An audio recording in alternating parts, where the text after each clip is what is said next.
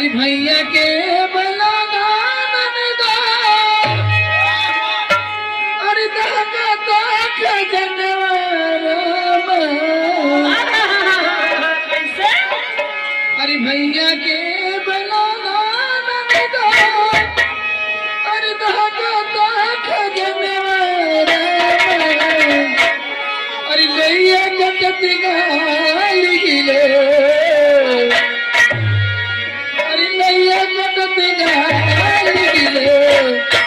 हरी बेलती में जब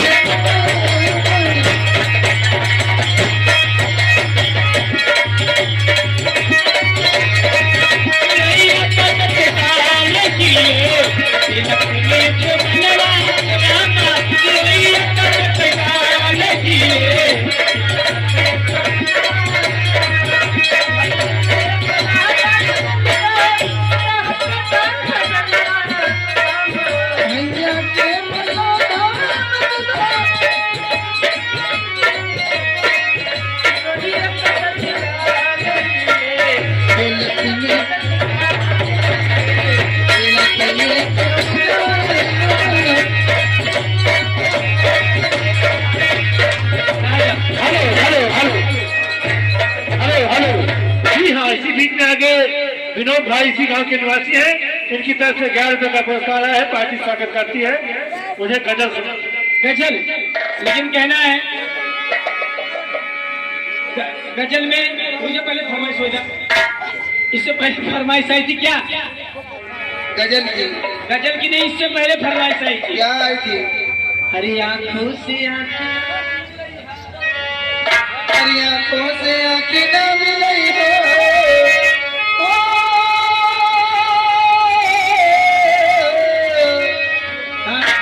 हरी आंखों से आंखें न मिलाई हो आंखों से बाजा दी हो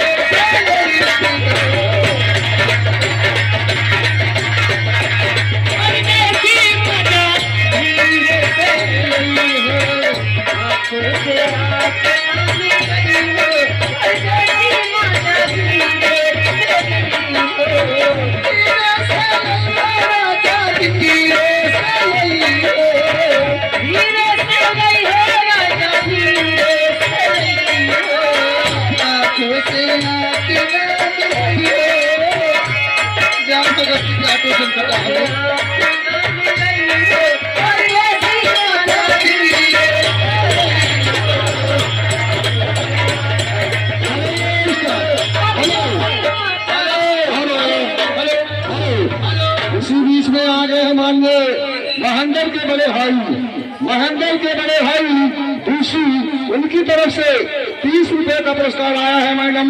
लेकिन उनका फरमान क्या है? तो गंगा से निर्गुण सुना। और इधर आ गए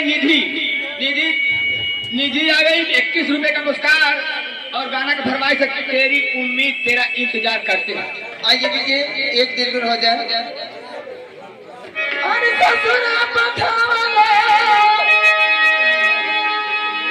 ससुरा पठावाला अरे नहीं हरे के गम का ससुरे